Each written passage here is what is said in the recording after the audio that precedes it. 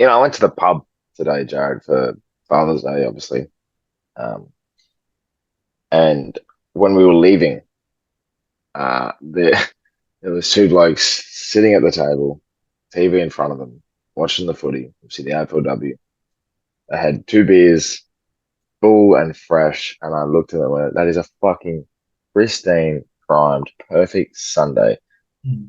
And then I realized I came home last night extremely drunk and nearly threw up on them. That's how I was feeling.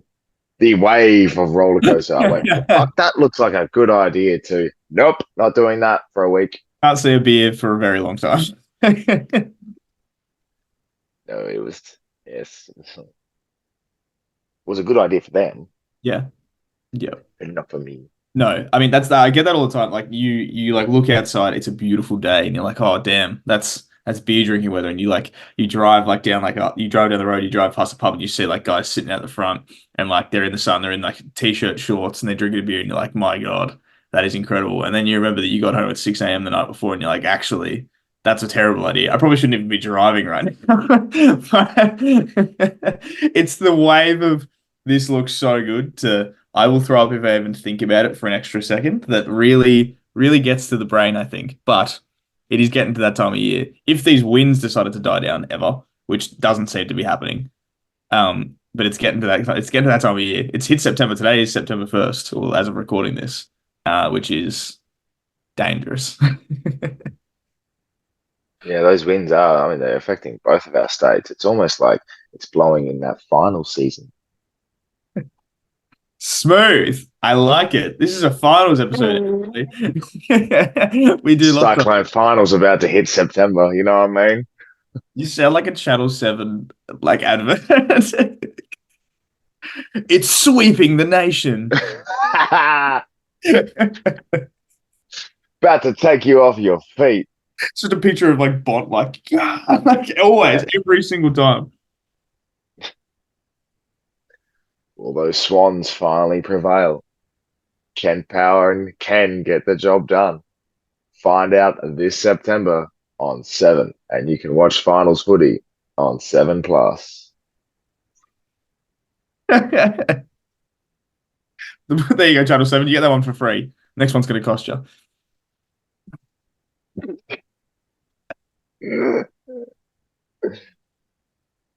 Yeah, did you see they hired Kane? So Oh, man. That's going to be so I'm fun. so keen. Remember everyone like this is for the wrestling fans out there. It used to be the Monday Night Wars. Now it's just going to be like it's the Monday Night Wars are back because apparently Seven's doing their show on Mondays again, and Kane Corns is going to lead it. And I'm like, I'm so excited for the first Caroline Wilson dig at Kane Corns on Footy Classified. It's going to be the best. You said what about me? It's going to be so good. They're going to be battling for the exclusives. Oh, it's going to be so good. The best. Do you know what is going to be better than a Monday night show on Channel 7 and Footy Classified show? Mm. Is us breaking the glass and getting into this week's episode. That's the play of the game. That is the play of the game. The impossible angle, and he puts it through. And Portland. Danger, danger, danger, danger. Butler, Butler, Butler, Butler. Get around him. Get around him. Edge of the seat. Hello, everyone. Welcome back to episode 60 of The Glass Table. We're primed, Zero. ready for finals. Yes, 60. It's about the same amount of days as it's been since I didn't drink. 60 days since you were sober for the last time. It's really coming across as a bad image for me. Yeah. And For the I first strongly think that you've painted it. So, anyway, how are you? before that comment, great. I'm not painting anything, but I'm okay. You consider me a drunk. I wouldn't say that. Just a I don't know, it's party been a animal. very rough. Wow.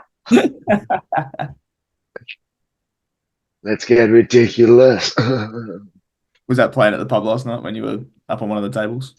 No, we were playing Please, Please, Please by Sabrina, but that's okay. Can't believe I did this. I was gonna say you and all your carpenter friends at the gym. Shout out Ella Bogue for the carpenters. If you haven't seen it, there's a plug for you. There you go. Look at me plugging your look at me plugging other things on the pair. Go and watch the Ella Bogue. Plugging my pair, are you? Don't replace the P with the T. It's so early in the show. Anyway. Just before we get into everything, a couple of things have occurred this week. Obviously, this week's app, we will be doing pretty much a finals preview. That's the majority of the content. We won't take up too much of your time like previous, but we can't guarantee it. We say that every time. Yeah, we do. A couple of things that have happened. Obviously, dating way back since we came in from last week's episode. The AFL Awards were Thursday night. We got to see the All Australian team, and as you put out on TikTok, we did a really, really good job. 18 out of 22, I think it was, which was really, really good. And obviously, the AFL Awards occurred. We saw the standard. Oh, Harley Reid got best first year player. Harry Sheezel is winning the best young player for the 18th time in his career. Obviously, Jesse Hogan got his flowers with his medal, Coleman medal, which was great. Bont was the MVP. And also the All Australian captain, which was another acknowledgement for him. Patrick Cripps, who was vice captain, and every single Blues fan definitely just said robbed. I don't think they realised that, there are 17 other captains in the competition, and Marcus Montempelli is a very, very good one. But hey, we'll let it slide. Also, Patrick Cripps the best. But hey, when you get robbed by pretty much the sexiest bloke in the competition, I'd be pissed too. Upset, absolutely. We didn't go for 4.5 hours with Patrick Dangerfield hosting. Biggest Jack win ever. Biggest limited ever. We finished by like 9:30, and it was great. And yeah, obviously the team was announced. Both Port boys got in. Unfortunately, Horn Francis didn't get in, but I think people will see him a lot more in the future. Yes. So Butters and Houston obviously got in. No Saints boys, unfortunately. Rowan Marshall didn't even get invited, but hey, saw that go out. Calm down. And we saw, I don't know, we'll probably go you and I.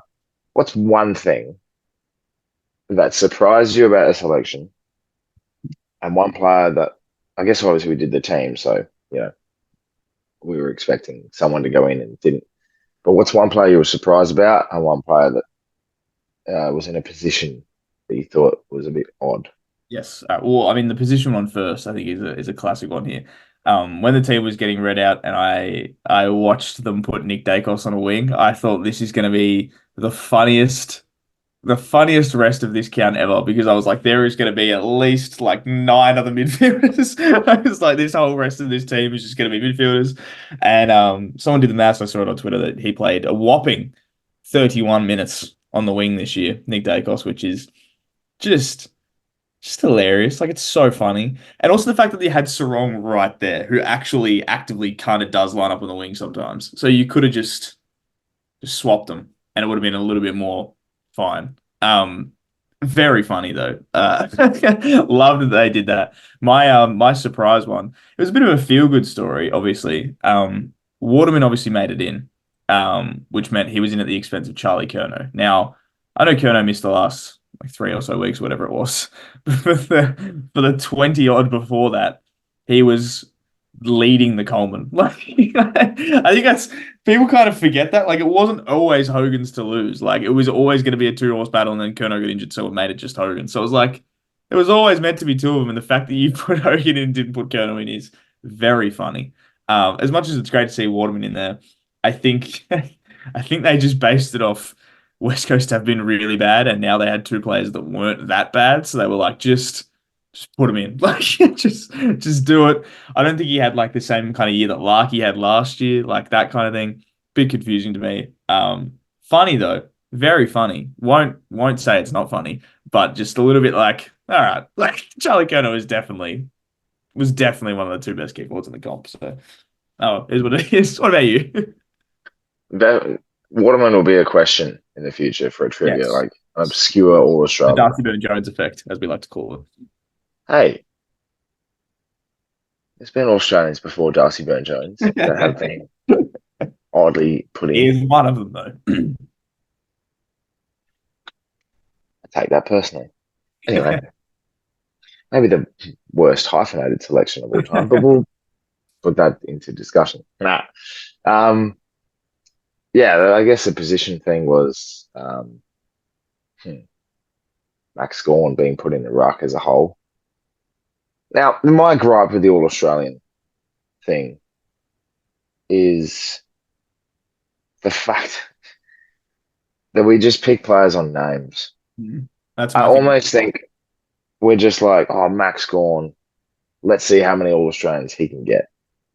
Let's not give someone their flowers for a season. You know, for example, Jesse Hogan getting that both recognition with the Coleman and also an All Australian. If the Coleman medal isn't in the All Australian team, they're stupid. So at least they got that right. But the fact they didn't put Tristan Cherry in over Max Gawn is beyond just, we just need a big name. We just need to put him in, you know. It was really, really shit. I thought that's the worst selection. I don't care if you want to talk about some players missing out or whatever, but that was the worst selection for mine. And it's the same as sort of what Jeremy McGovern is, and it leads into the, the surprise thing because Harris Andrews was, I think, better than McGovern. I think we put McGovern in because Harris Andrews would get that fullback spot, and we also had Weeder. But the fact that Harris Andrews missed out at the expense of Jeremy McGovern, like McGovern missed games here and there, you know. As for West Coast, I don't think he was that good of a defender considering So they what leaked goals this year. You know, defenders defend, Jared. Just want to let you know that. course, of Uh, course.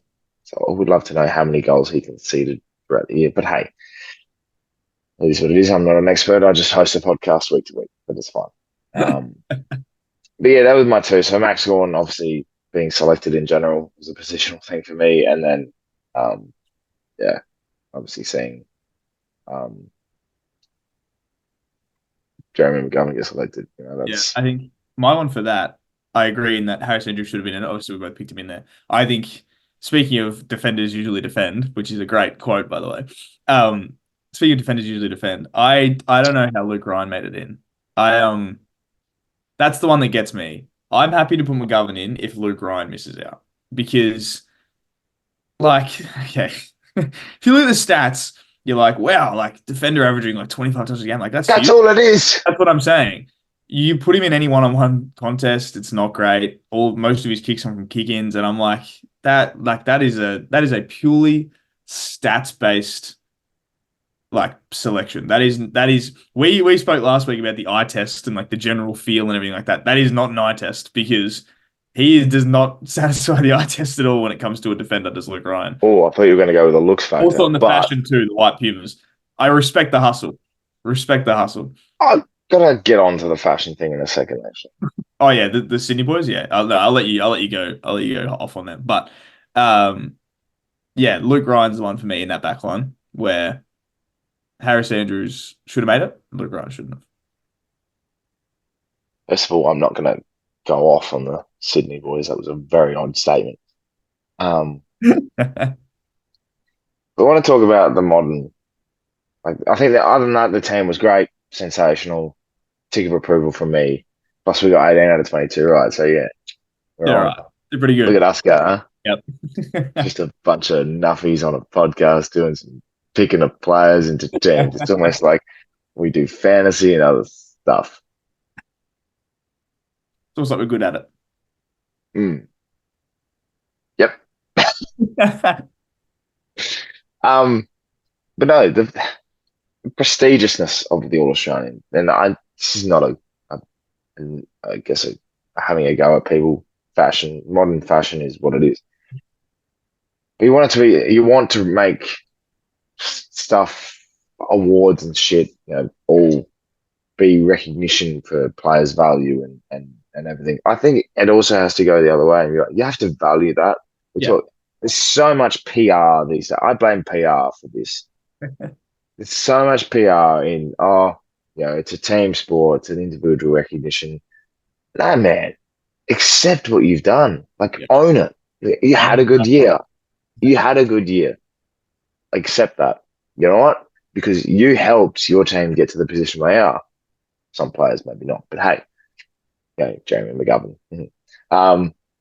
But like you sit here and you rock up. Errol Gordon looks like, well, they all look like they were, hangover part four in Sydney. Like that, where it's the respect I say towards, and it's not on them. They're probably told to dress that way or sponsored or whatever. But I think if you're going to have something like the All Australian team and All Australian selection on a prestigious night and make it prestigious, we all put it on the accolades when we read out someone's career. Let them own it. Let them have that moment. And surely it should be its own night. It should be a really, really special event. You should be dressed to the appropriate attire. It should be treated like the Brownlow in the sense that That it's was a big number of people that should be selected. Some people, we talk about how it should be a quick night. It was a quick night. They rushed through everything and no one was able to sort of own that thing. I'm sick of why do the AFLPA and why do we have to have so many awards That's my showcased? thing. You can Put do a socials post. Yeah, that's what I'm saying. Do less awards.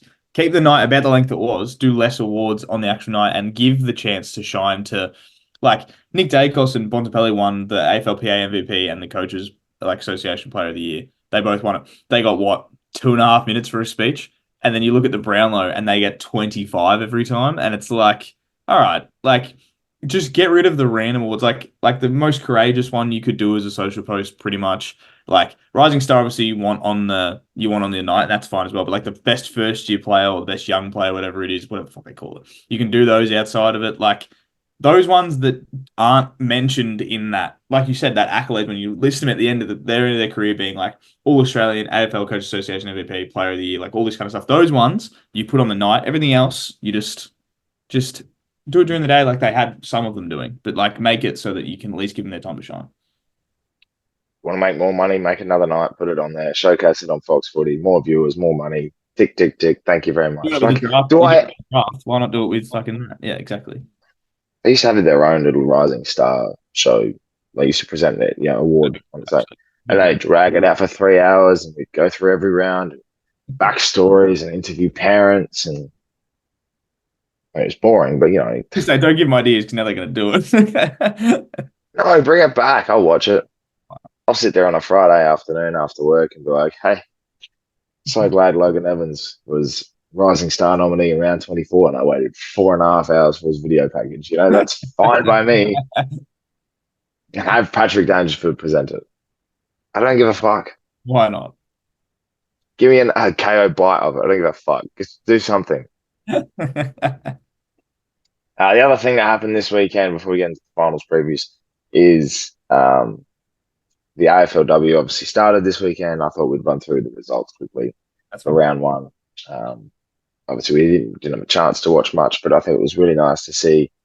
Obviously, the AFLW kick off in fine fashion. Some really good games, some close ones, some blowouts.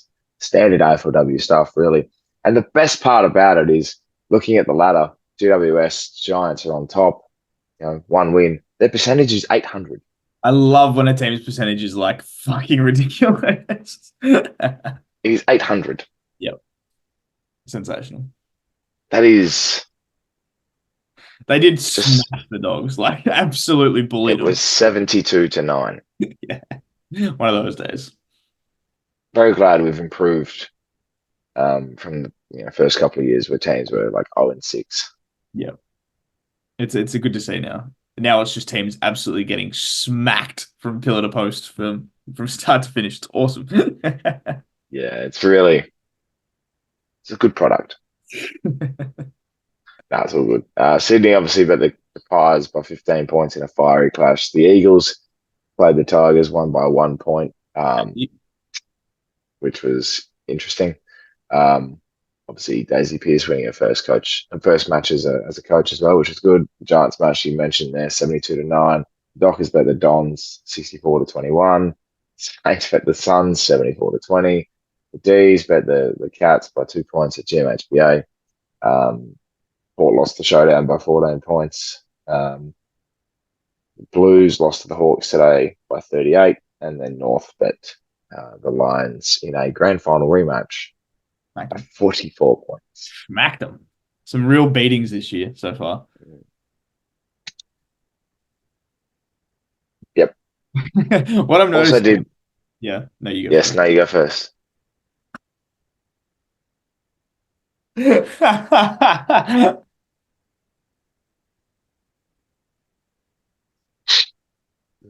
So early.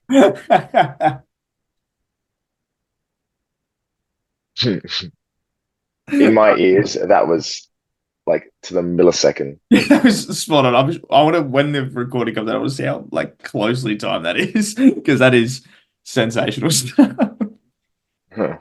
That's have some weird matching times, don't we? Yeah, I don't know what's going on, but you can go first. Oh, I was just gonna say I did the fantasy, obviously doing the AFL fantasy for the Dub League, and had no conception of what the fuck scores are happening or Yeah, anything like that. that's another thing as well. I don't do the AFLW one, but I every time I see anyone talking about the fantasy, I'm like, I don't even know what a good score is. Like in this, like obviously it's just because I'm used to the men's scoring where, like it's up to like, the 2200s kind of thing. I'm like, I don't know what's good and what's bad with the AFLW. It's also so hard to tip right now because I don't know who's going to be good and who's not. It was pretty easy. Like I was like, all right, like North will be fine. I was like, that's cool. Like I know North's going to be good. I can lock that one in.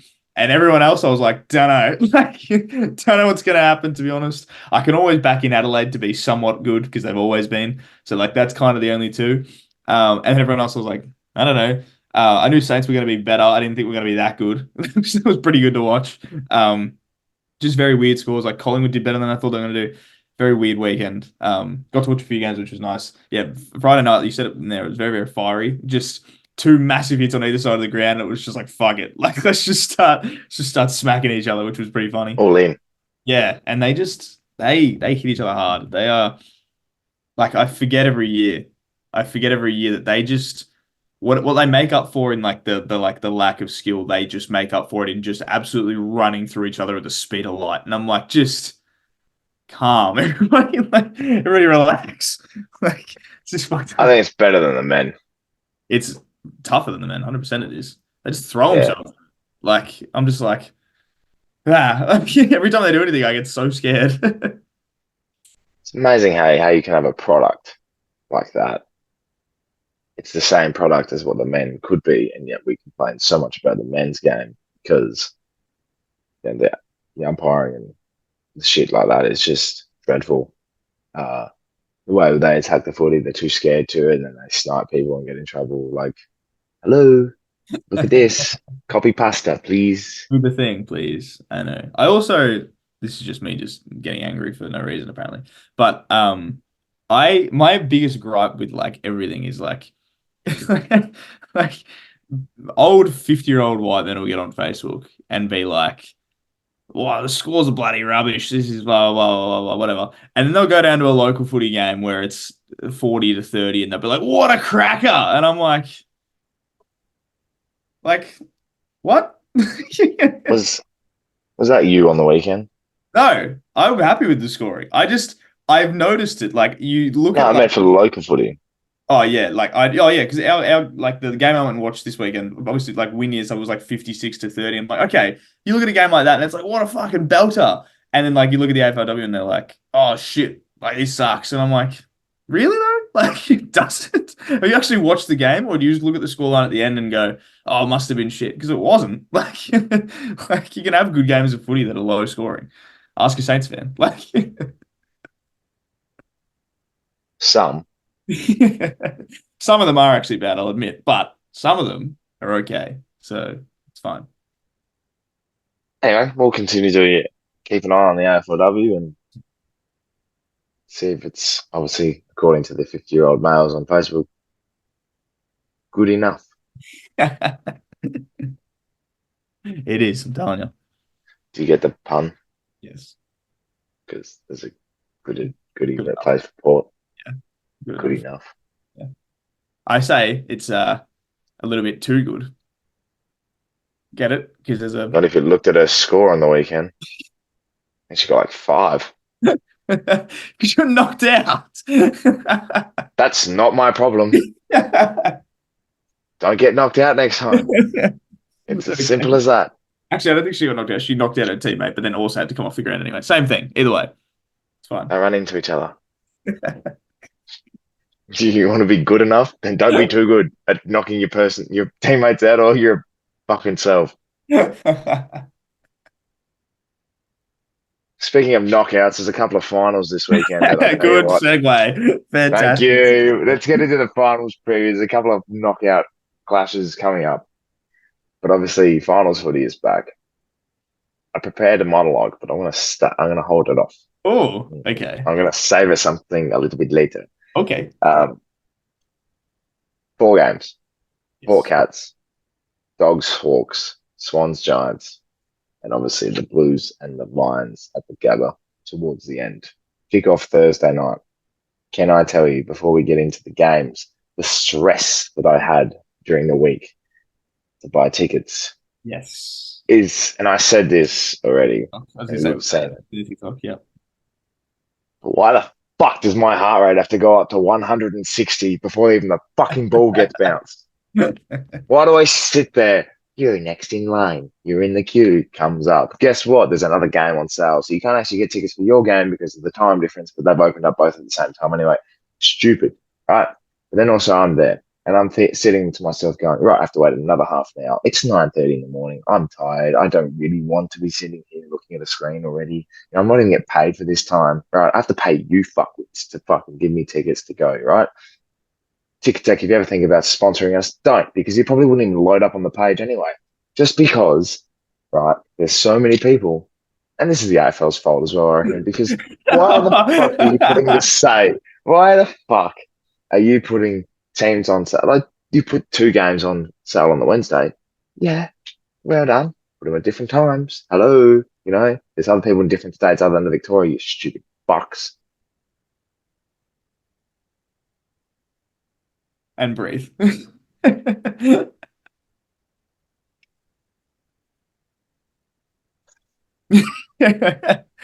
can tell you need to get Anyway, that. I'm glad that you did. anyway, I really appreciate the opportunity to be attending a final. I'm very grateful for that. Thank you for allowing us to attend games, AFL, and I appreciate the product very, very much.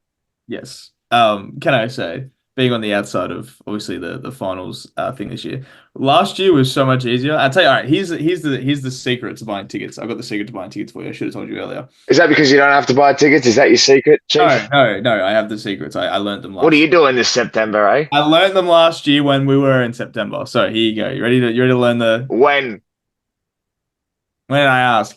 I'm about to teach you the teach you the secret, okay? The secret is make sure that you play a game that is not at your home ground, but is double the capacity against a team that has about 5 fans total.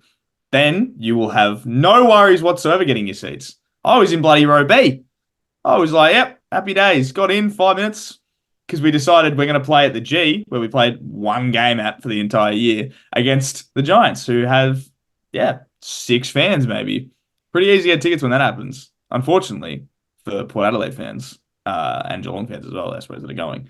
Both teams have big fan bases, and Adelaide Oval does not have 100,000 capacity, making life very difficult. And also, like you said, Ticket Tech decide, let's just do everyone at once. Like, let's just throw everyone up there and just let it be a fucking mess to see who gets any tickets. It's great. It's a great system, truly. Oh, I envied the fact that you didn't have to do it this year. So anyway, let's kick it off, shall we? Yes. Thursday night, Port Cats. We're not going to do like huge, deep dive in statistics and matchups and everything. Matchups. Just gut feel. And if I'm Oh, sitting yeah. here right now, gut feel about this game, and we'll do tips at the end because I think we can actually do tips in these now. Woo.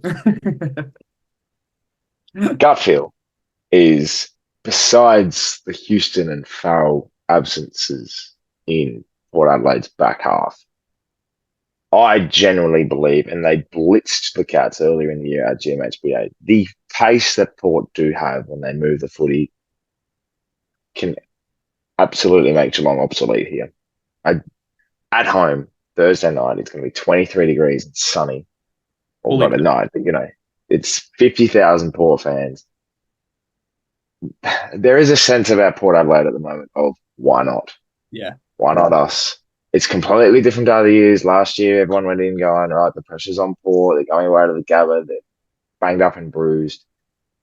Even the couple of years prior, 2021, we weren't the best side. 2020, probably we're the best side, choked. You're coming into this one, there's a bit of a vengeance. There's a quote unquote finishing the story about it, you know? It's the hype of video, everybody. Double plug. Double plug. Double plug of a pair. um, but you sit here, and I think listening to every Port fan, the thing is, there's a little confidence. Mhm. There is a lot of promise. That little bit of confidence will turn massively if they win Thursday night. I think if Port do win Thursday night, you run into a prelim at home again.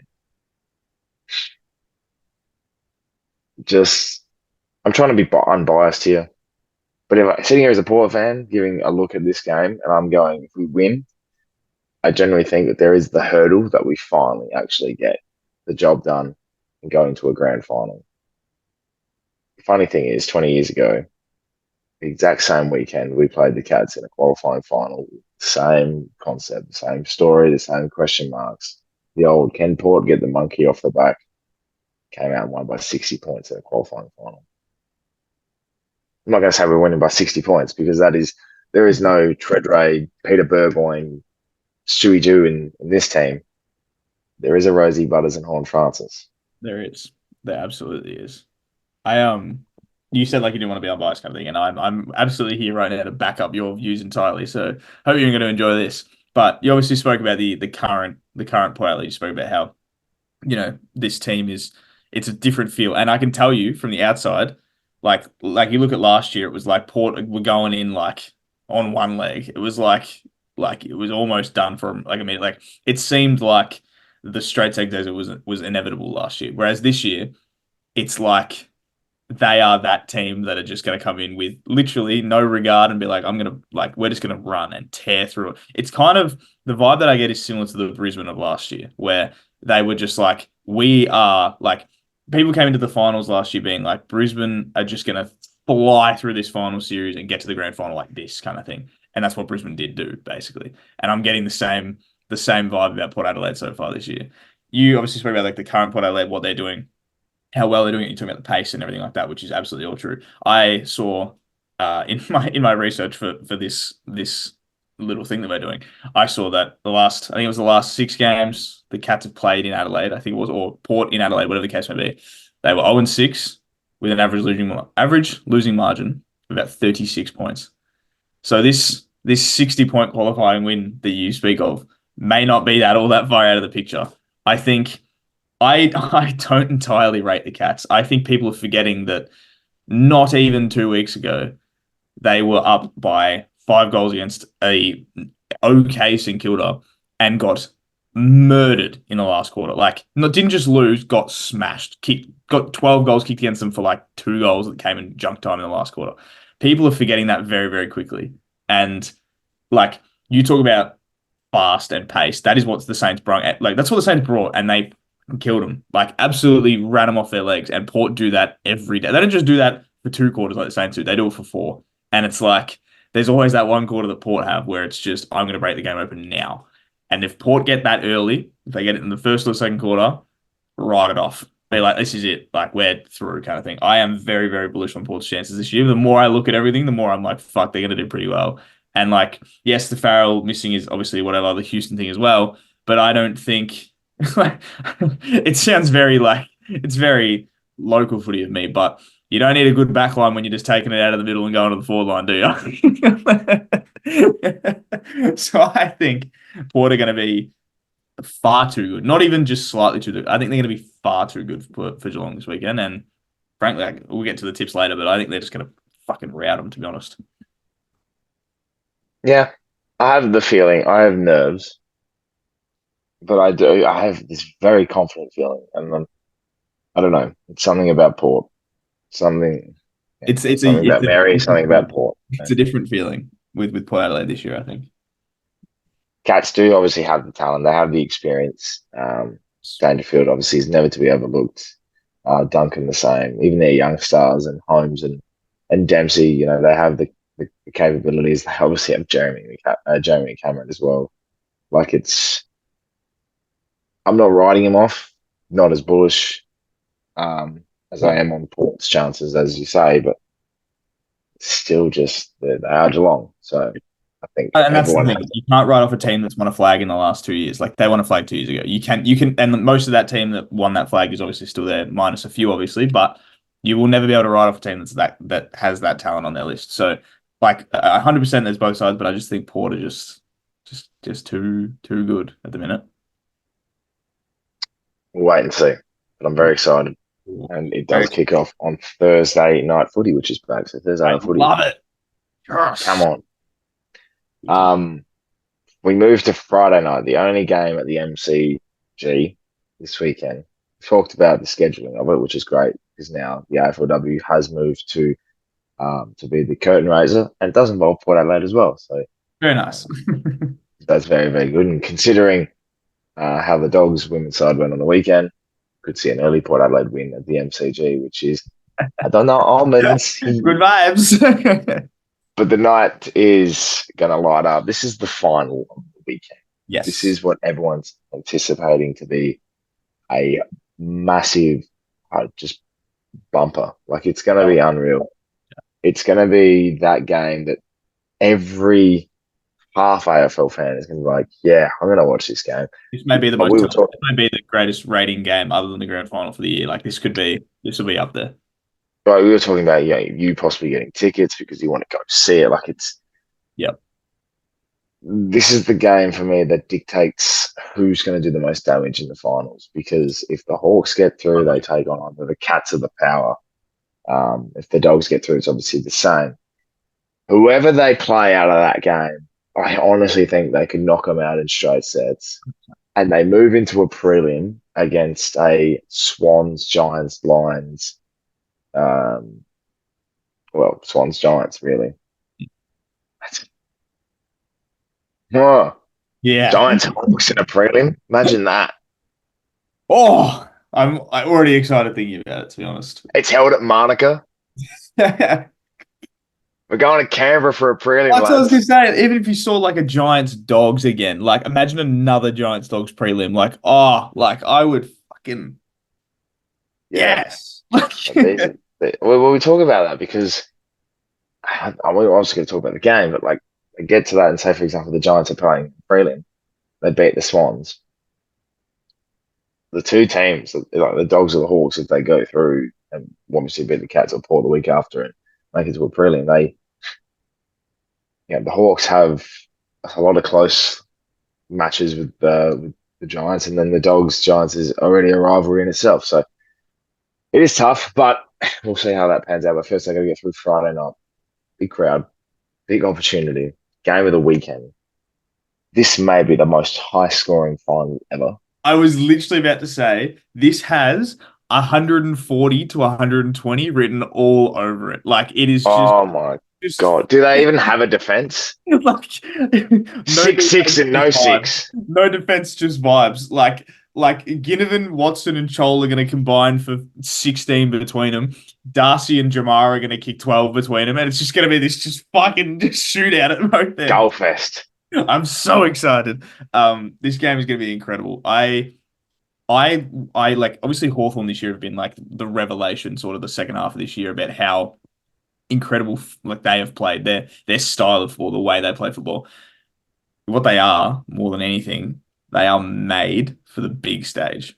You look at players like Jack Ginnivan, for example, who has had his critics, but there is no doubting, and you can never ever doubt that man knows how to play in front of a crowd. He won the Anzac Day medal when he was in like his seventh game, like that kind of thing. They are made for these kinds of games. And you then look at the other side and you look at the Dogs, who have the likes of Tom Liberatore, Marcus Bontempelli, Adam Trelaw, players that have played in grand finals, players that have won a grand final, players that are consistently always stepping up to the task.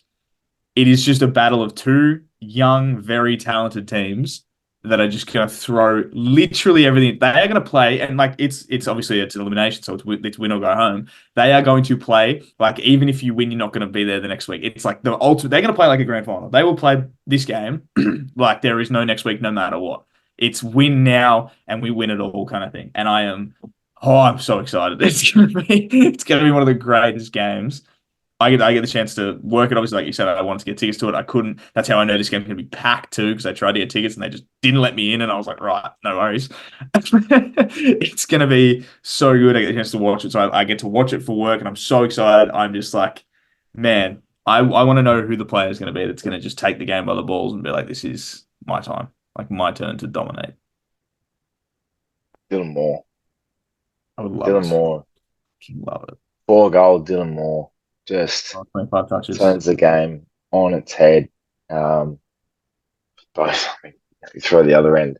I think you mentioned like the Darcy Jamara combo, and obviously Norton will be there too. Um, I think it might just be a smalls game though. Yeah. Just has that Yeah. feeling. Waitman, you have obviously your Ginnivans and your Moores and your Watsons. Wizard on a final stage. Hockball is going to be Hawk unleashed. ball. I can't wait. But yeah, I wish these two teams did have a second chance. Yeah, that's the only issue that I have with this is that this is the last time we're going to see one of these teams play, and that sucks because they are so fun. And this would have been an incredible grand final matchup to watch. Would have been an incredible prelim to watch. I'm of the opinion that prelims are always better than grand finals, like almost every single time. Last year probably excluded. You wouldn't include last year, but like most of the time, prelims are better than grand finals, and yeah. Giants, Pies. But like Lions Pies was one of the greatest grand finals you'll watch kind of thing. That's what I'm I'll meaning.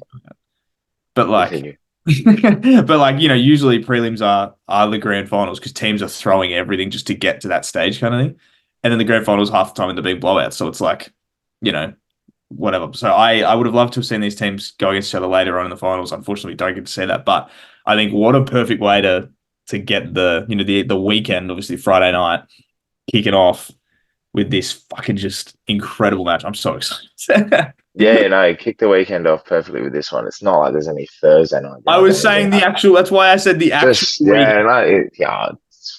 That's why I said the actual weekend. Imagine like because obviously this is Thursday night. People are going to go Some to. people might not work Friday. I was literally just said some people are going to work on the Friday. Not everybody, but some people are going to go to work on the. Don't watch this news call, people. Some people are going to go to work on the Friday. I'm kidding.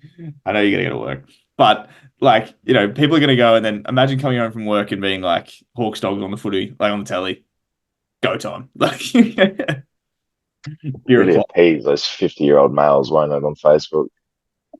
beer in my hand, The barbecue two on. blokes on the Sunday at the pub I saw today, they're just sitting there. How good was the Hawks Dogs game on the Friday night? Well, it was That that bloody Nick Watson, fucking, he's all right. We better say the same thing because I heard you start saying it too. word for word. I have a funny feeling that in about 40 years' time, you and I will be those pub Will be people. those video. I imagine those guys. I imagine the old guys from the Muppets that just yell and look. Every time we talk about it, I just think of the Muppets guys sitting up in the stands yelling abuse down at the stage. Can we be neighbours? Yeah. I Oh. just want to be neighbours. And we'll like share a paper subscription, come out like 9 o'clock exactly every day. Yeah. Hey, Jared, The front lawns, like deck did chairs in you the front did lawns. you did you watch the Port Eagles game last night? It was unbelievable. Peter Burgoyne the third was unbelievable. I was gonna say Harley Reid's retirement match was fucking sensational. He's been playing for 40 years. Did you read last night that Harry Sheezel won his 800th fucking best young Best player young player award? award. You want to open footy cars together. Yes, the 2060 version of the AFL Select Footy Yeah, Cup. actually on the app. It's like FIFA pack openings. What did you get? Don't have a heart attack.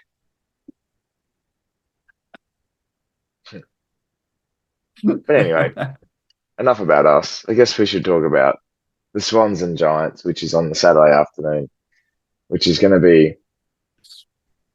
I've just realised that I'm going to be watching this on Silly Saturday. Ah, wow. Big one. That'll be a tough one. I'll have yeah. Well, my game will be on earlier, but then I'll get to what time is this? A 3:20 or 2:50 Adelaide 250. time, whatever one it is. 3:20. I like a 3:20 game just personally. It's a nice little it's a nice time slot. I'm a fan. Good for you, Olivia Rodrigo. Anyway, we'll talk about the game. So Sydney GWS are playing, and I think this is going to be another one of those belters where it's at the SCG. It reminds me a bit of what possibly was Sydney Collingwood when it was its prelim.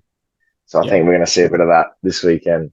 Obviously, the star power from both sides is going to come into fruition here, but the Giants never beat the Swans in a final. Until They say 8 stories, one ending, yes. which has just absolutely clicked for me. The fact that I've called what Adelaide's pump up video to finish the story. Good story. We in the AFL are You've just like nailed it. this. Are just Oh yeah, you and the AFL are all over it. yeah.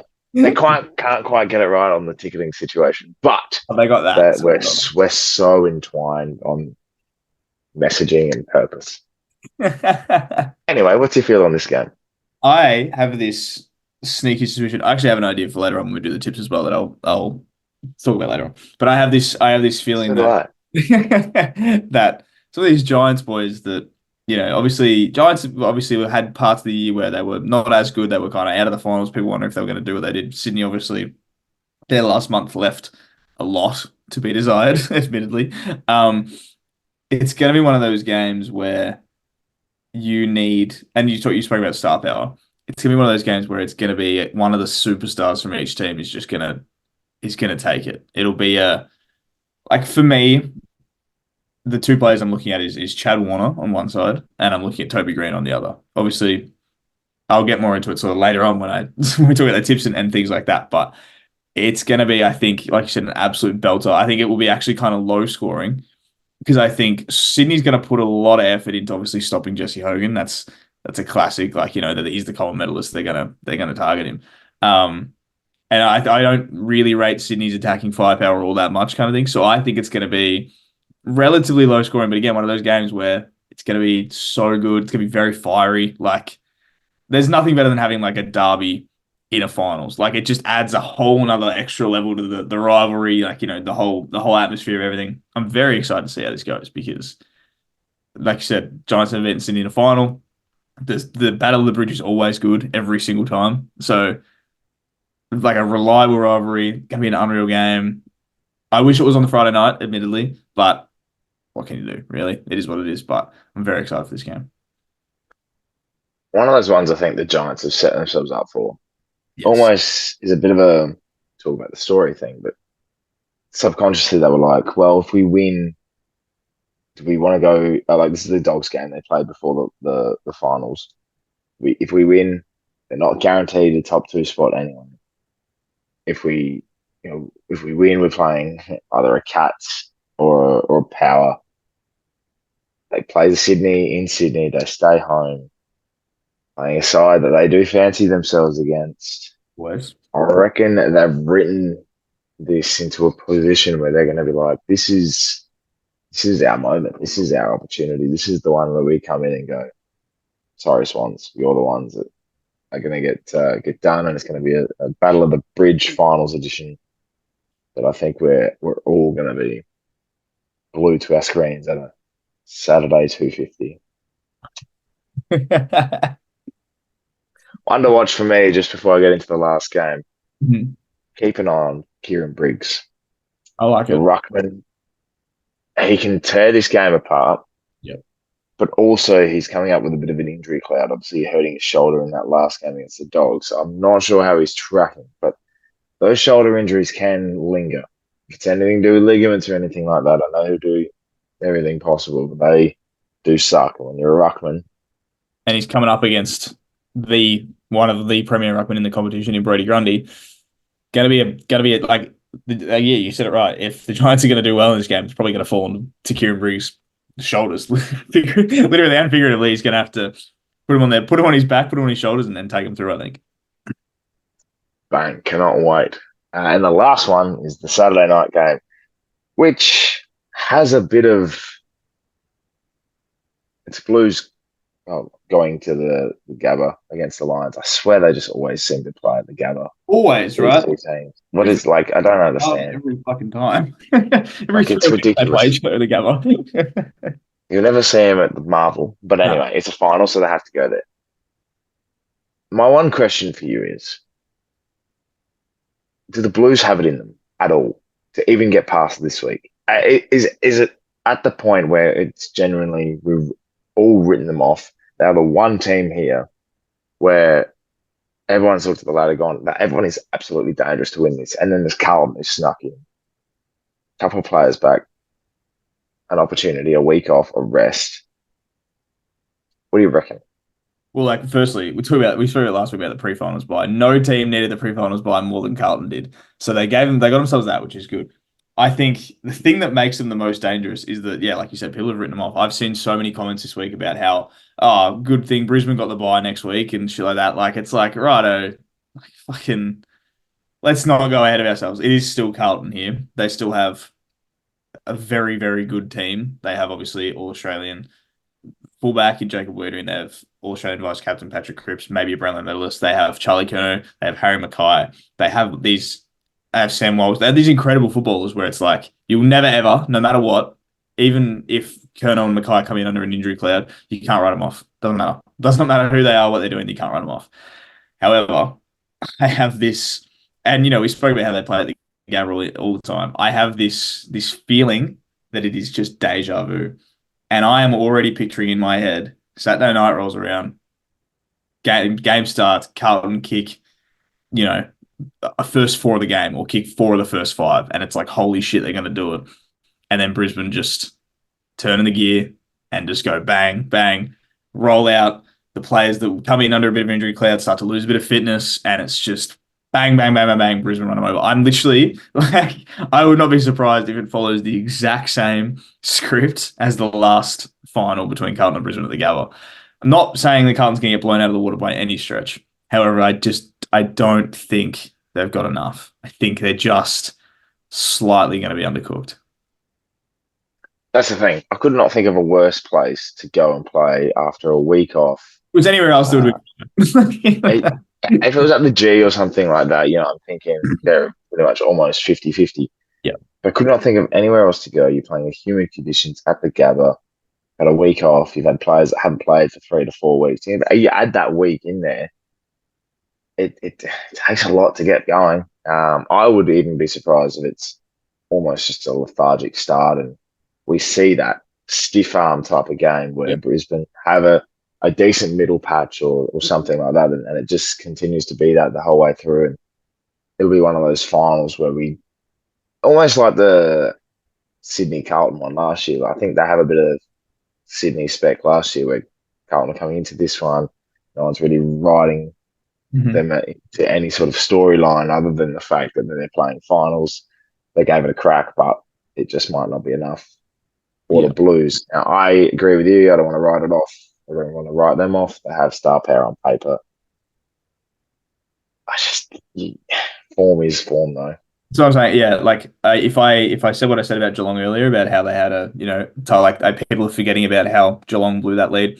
If I very well could you could put me in that category about Carlton saying if I'm saying they've got this firepower, you could turn to me and say, have you forgotten their last month because their month has been bad too. Like obviously they've had the injuries, but they've still lost games that they definitely should have won. Having a good sort of end of the year is ideal going into finals. It's why Port is so dangerous. It's why the Giants, why the Dogs, why the Hawks are also dangerous because they come into it with form. I just don't. quite think they're going to have enough this year.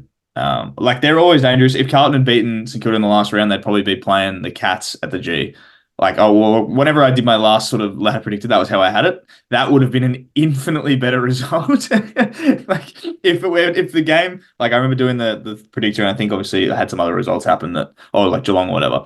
If it had fallen that way and it was Geelong versus Carlton at the MCG, it was a Geelong home game, but Geelong versus Carlton at the MCG, I would almost back Carlton in. But I just think it's one step too far for the Blues, unfortunately. We'll see. We will see. Finals is finals. Four, correct. 4 games, 8 stories, One one ending. ending.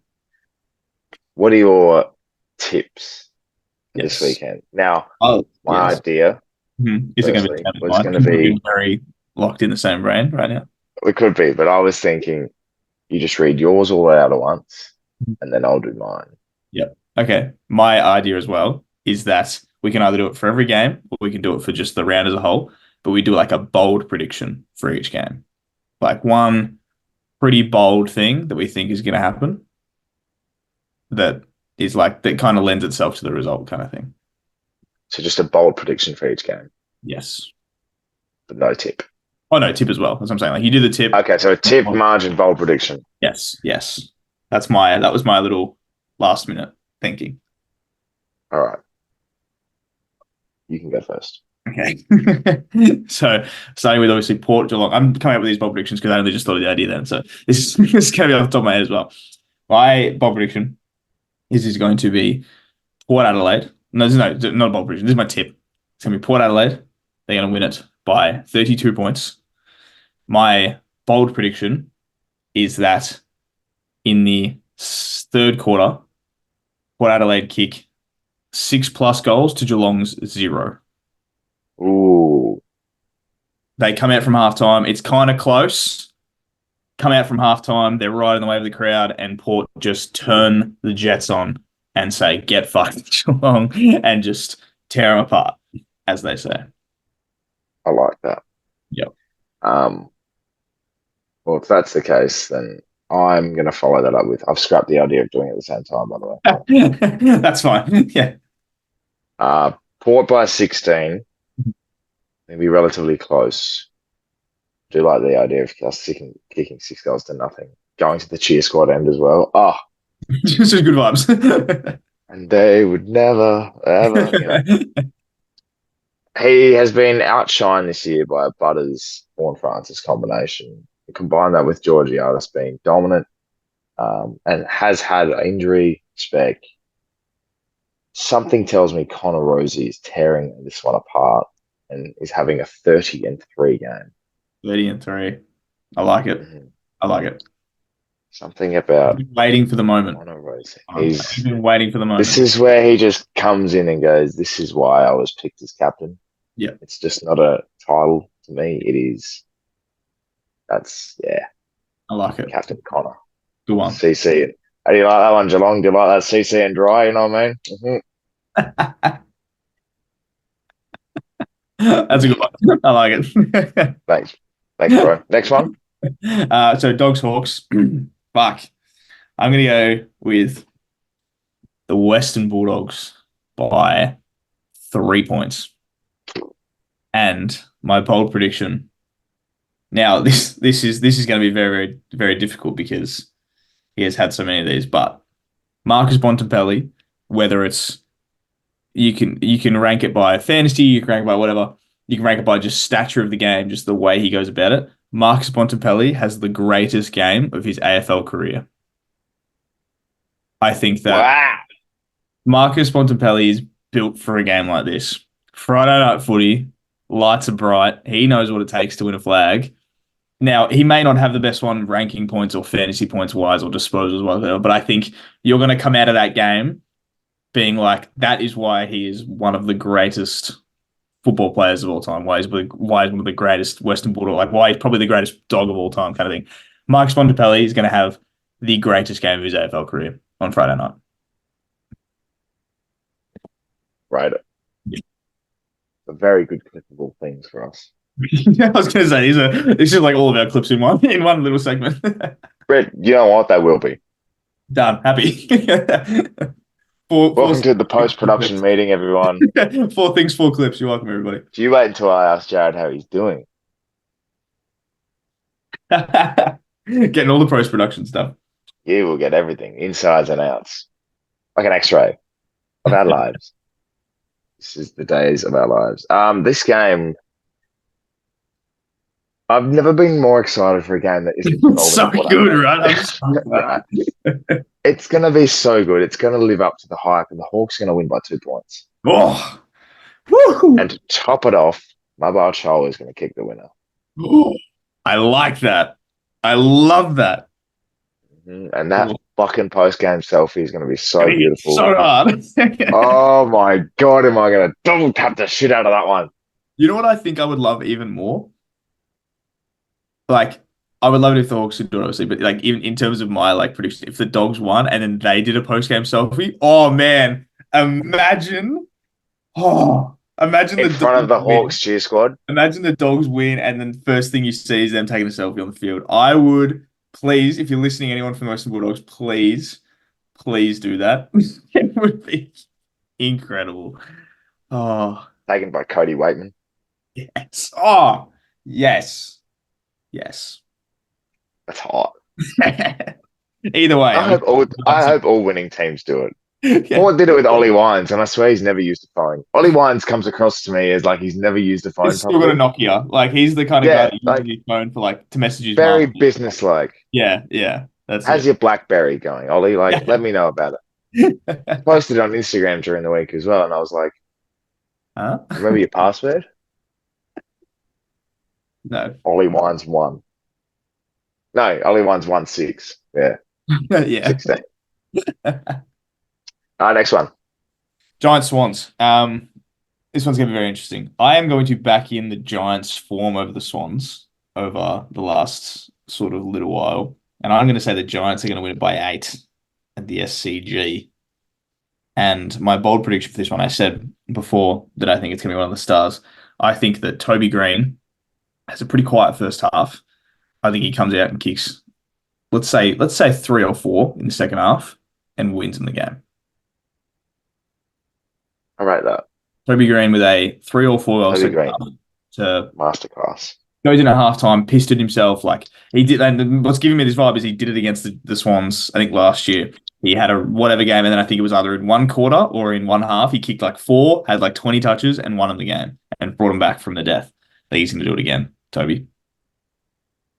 Yeah, hot. Yeah. And he's had a down year. He's going to be pretty hard on himself. And I think he's going to come out and fucking dominate. I rate it. I'm tipping the Swans by 11. I think. Top of the ladder. That's fair enough. But I just think they're going to time it. Mhm. I could be wrong. They could do it like a Port did last year and get it horribly wrong and out in straight sets. I think my bold prediction is you mentioned before it might be low scoring. You don't trust the Swans forward line. They're going to be really defensive, and it's at the SCG. I'm tipping both teams in a bold prediction to score over 100 points. Wow. Yeah, they've done it before. Mhm. There's been just goals galore, and I think you don't have the likes of Heaney, Warner, your goal scoring midfielders combine that, with Hogan and Green at the other end. Like they're gonna have, and they still have scoring power. The Swans and Marty, obviously Logan McDonald when he's on. They did against the Crows. They scored really freely and really well in that last round. So just a bit of touch there, but I could be completely wrong. But that's why they're called bold predictions, Jared. Definitely. They're bold predictions because they might be wrong. Exactly right. They are bold predictions. Anthony got a haircut, everybody. I hate the fact that I have to say it about me, but anyway, I have to look at the other screen. I see your hair, and it's like, well, that's just sitting there perfectly. Like you've just done it, so it's just a sad boy. Anyway, Lions, Carlton. um, It's been a tough weekend, Jared. I know. I understand, brother. There.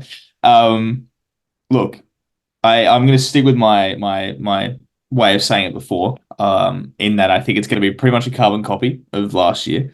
I think the Lions are going to win it by 28 points. I think they're going to just be too good for him on the day. My bold prediction. Yeah, okay. I'll stick with what I said before. My bold prediction is that Carlton is going to be leading at halftime.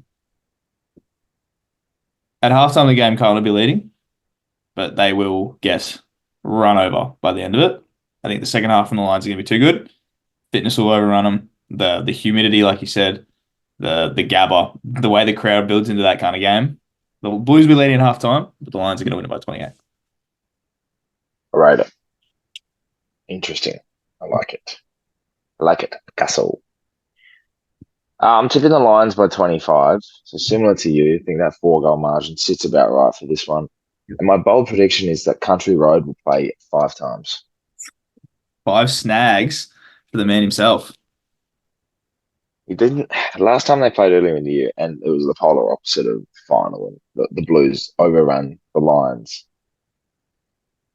He didn't kick any. He kicked goals, but like he was struggling to kick. He struggled to have an impact this year, Charlie Cameron.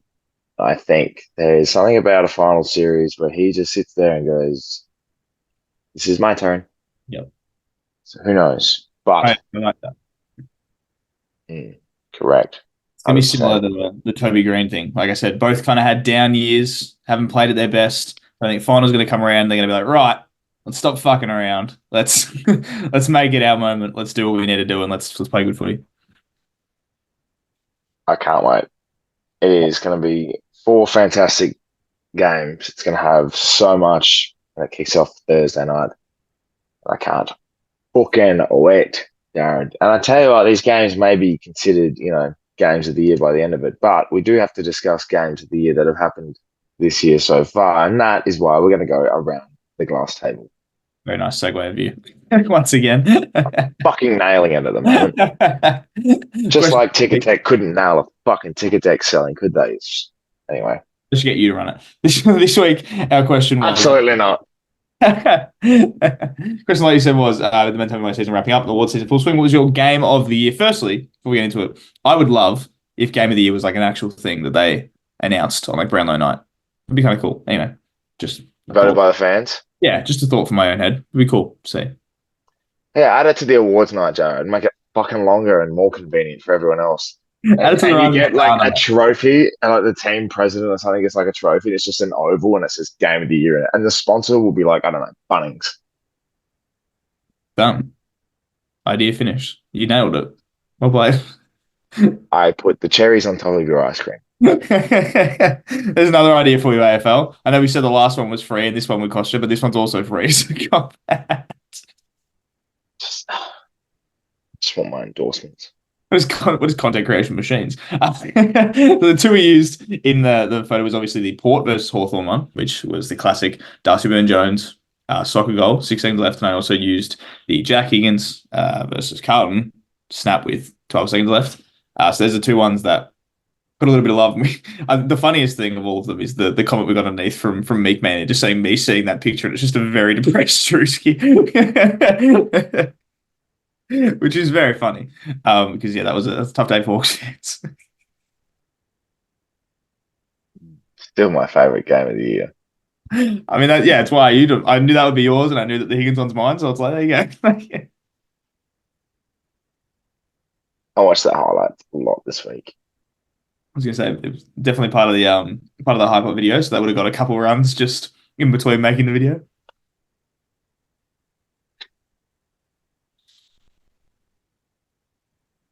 I'm going to tell you, I'm a man for a moment. We did get a couple. I think Renee obviously comes in and says Port Hawks, which is debatable for a game because I think it was just very shit until that last quarter. Nice. Yeah. It's a typical. The ending was a cherry on top of a half-cooked pie. It was. You can't really sell it unless you put that as the thumbnail. Exactly. Perfect analogy. That is a typical clickbait game.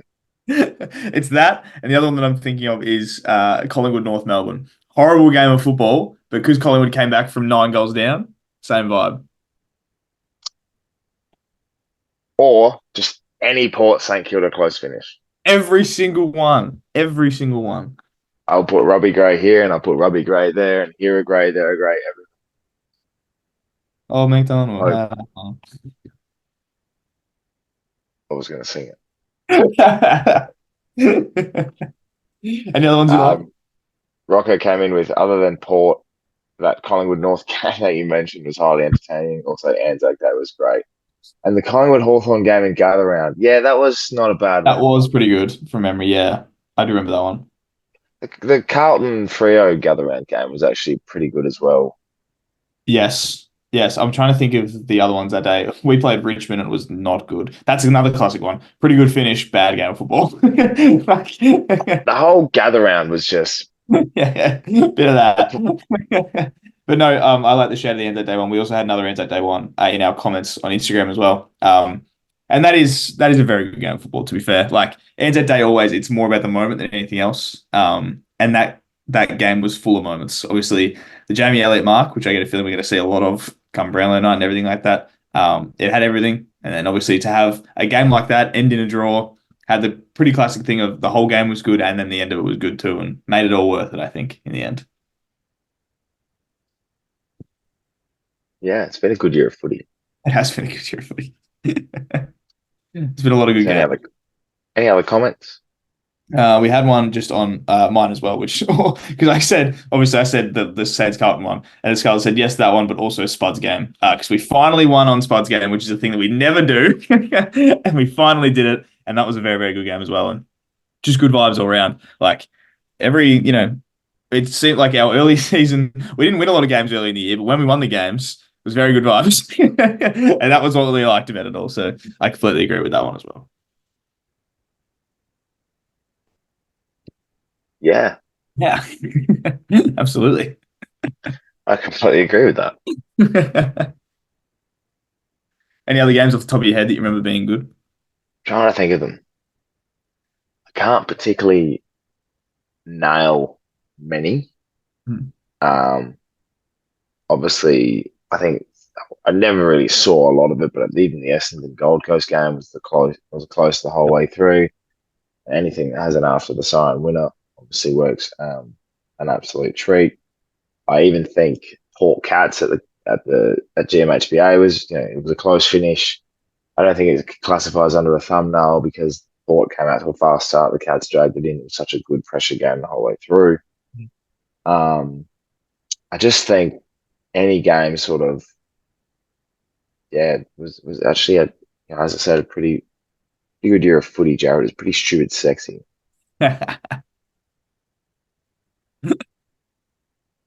You're all over it this week. You're Stupid everywhere. sexy. You're just everywhere this week. I absolutely love it. Just like my co-host's face, it was a stupid sexy year of footy, and I can't wait to get into this one, eh? Get into my face.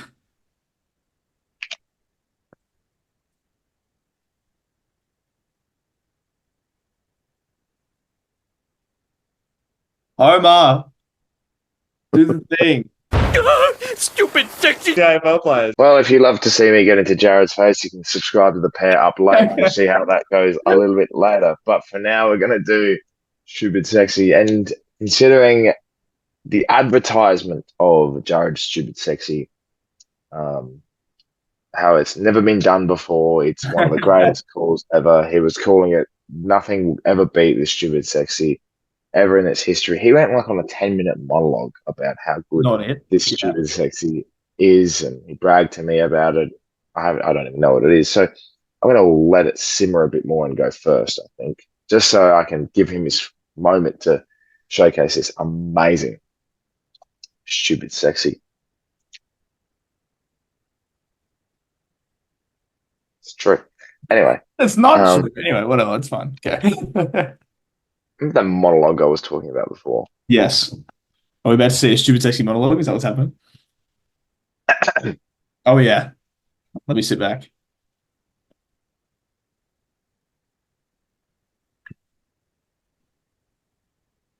You know, we sit here for every single week. We talk footy, we talk moments, we talk highlights, we talk our favorite times, the shit times. We talk about how footy gets us through life. We talk about how there is no other feeling in the world about football. Whether it's your team winning, team losing, you feel that feeling more than anything in the world. It's the true identity of passion. And there always comes a time where some seasons end, as the AFL has put it, 8 stories are left to write. One will have an ending. Other teams, unfortunately, have had that ending. But you sit here, it turns to what today's date is, and it's September 1st, and you come into my stupid sexy, which is finals footy. The feeling, it's euphoria. It's we talk about moments. There's one moment. It's that first siren you hear in finals. It's that first whistle, the first goal your team kicks. It's everything has built up. The graphic changes. The logos are there. There is just no better feeling in the world than playing finals. It's where those feelings of winning, losing, you cry after a win, you cry after a loss. You watch the highlights over and over and over and over. You listen to those crowd reactions, the boos, the cheers, the fucking roar that you hear when you win, the goal you kicked, the goosebumps that you get, the heart rate goes up by 10. It's just, yeah, it is a feeling. I'll steal Toyota's line. Oh, what a feeling. Because it is a moment you never forget, and it is, from a fan's point of view, I'm grateful to be in a position where I get to watch my team play finals because the feeling I have, like no other. Firstly, before I answer anything, that should have gone second because it's way better than what mine's going to be. Secondly, if you were ever to introduce like footy and finals footy to anybody that doesn't know enough about the AFL, that would be the perfect monologue to be able to introduce it because you said it exactly right in that there is no feeling quite like that raw when the ball goes up for the first time and everyone is like all in their positions. It's 1v1 around the ground. There's no zoning. There's no fucking structure. It is 1v1 all around the ground. Blokes are bumping into each other, smacking each other. The crowd is just lifting and lifting and lifting. There is nothing better than that. And it's like, it can't be bottled. You can't get that feeling out of anything else. It is there and it's ultimate. And it's the perfect way to describe it. Finals footy, we've been speaking about it this entire time. It is such a step up from everything. People talk about it all the time, like this is a finals like atmosphere. There is finals like atmosphere, but there's nothing quite like the real thing. And it is so good. I absolutely love that. Definitely should have gone second because it's way better than the shit I'm about to produce. And I fucking love it. So very, very well played. I'm like, Well, they always say the retention rate drops after the first stint, so you might as well throw the shit at the wall, here we guys. go. Oh, I can't wait. My stupid Give it section to me. for this week is, for me, the most. So this is what I was talking about. It's a thing we haven't said before. It is the most stupid, sexy score line I have ever seen in my entire life. I should have gone second. Yes, you should have. But when you actually listen to this score line, you'll actually be like, okay, that's pretty fucking incredible. The VFL had the first week of finals this week. This was the score in one of the finals. The losing team, as in the Frankston Dolphins, kicked 16-7, 103. Right? The winning team, 30-15, 195. Can you They imagine lost by, losing they lost by by 92 points. Can you imagine losing by 92 points and you've kicked 16 goals? What do you think the coach of Frankston said when they walked into the rooms at full time? They've just been knocked out of finals and they're just sitting there and it's like, fuck, we gave it a crack, boys. Like we couldn't have done much more. 30-15, 195. Usually when you say that, it's like a Geelong against Melbourne, like it's a 230-30 or 230-60 kind of thing. 195 to 103. What the fuck? Firstly, I'm segregating the defense, Yes. and they're not coming back ever again. Ever. 30 goals against you in a final. Secondly, I'm strongly considering banning you from Super Sexy for a week. No, that is a stupid sexy scoreline. You cannot tell me any different. Is it because both teams scored over 100? It's a massive scoreline. You never see anything like that. Was it broadcasted on Channel 7? I don't think so. They missed out then. I know, but like I Money from the ads. what's even more what's it yeah, I was gonna say fucking what's that 46 ad breaks in a game. Fucking solid. And also the fact that Frankston kicked 0 goals, 0 in the first quarter. So those 16-7 came in 3 quarters. Was it like wind or something? Yeah, it was to be fair, it was fucking windy in Melbourne on Saturday. Actually, no, this Like was Southport. blowing a Megan Gale, was it? It was blowing a mean gale in Fankhauser Reserve in Southport, Queensland. Absolutely it was. Oh, it was in Queensland. Yeah, I thought it was Melbourne, but I realized Southport's not. So yeah. Yeah. But yeah, I like it a lot. I think it's very, very stupid sexy. Imagine seeing that 195. If I left the game with 103 points kicked, I'm like, fuck yeah, great game. Get 195 put on my head. That was interesting, to say the least. Yep. Yep. What are you the goal scorers for Southport? Did Boyd Woodcock kick one that was the flick behind his Look leg behind. that I Yep, I was saw gonna just say you would have today? seen that. He kicked 2 on the And weekend. he got roasted in the comments. I was gonna This say is why shit this about arrogant prick got delisted at 21 because of this. And I was like, brother, let him do what he wants. They were probably already up 96. That's the 50-year-old male as well, by the way. Yeah, yeah, of course, 100%. Oh, the I'm Facebook. fine trying to figure out how to use Instagram. Boyd Woodcock. That that goal didn't give me any wood on my cock. You know what I mean? Just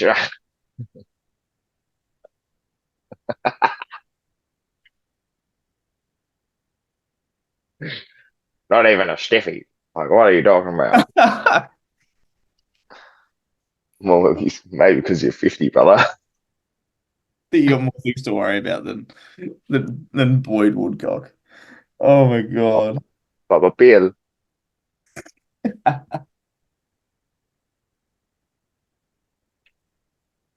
Anywho, Oh my god. we've been going for quite a while. So what I'm going to say is Pack v Pack and the class table will be delayed till next week.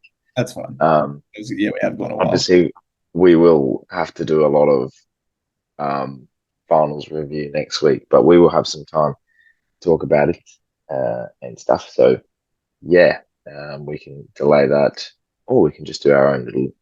We could almost just announce it in videos. Either way, whatever we're feeling is Just had a fantastic idea. brilliant. TikTok, like a ranking list. That's a good idea. Winners. We'll do that. That works. I'm such a good host.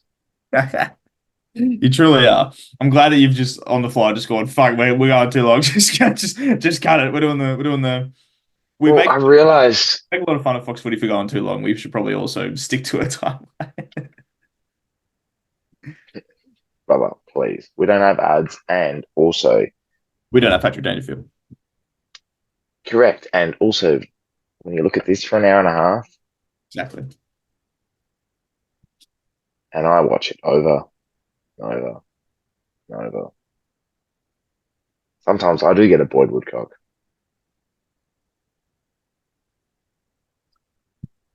I didn't think you were Anyway,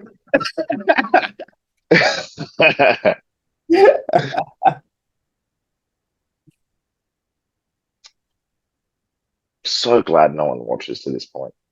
the retention rate on these last like 10 seconds of the videos would be fantastic. I could Kind say of drops like the 50-year-old man's, man, what? I can't produce it anymore. I could say whatever I want right now, and it would just be like, oh, it is what it is. Like I could I say do hold the power of editing. Like, I could just say that I want Luke Jackson to just fuck it, and then just no one would even know. yeah, but the 50-year-old male doesn't have a name. You just name Luke Jackson as a bloke that wants to absolutely.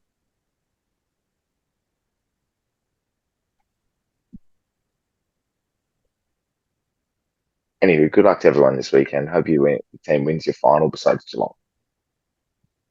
Go football. We love finals football, yeah? Ah, does this every time. I get scared What a every way to end. time. You could say what a climax.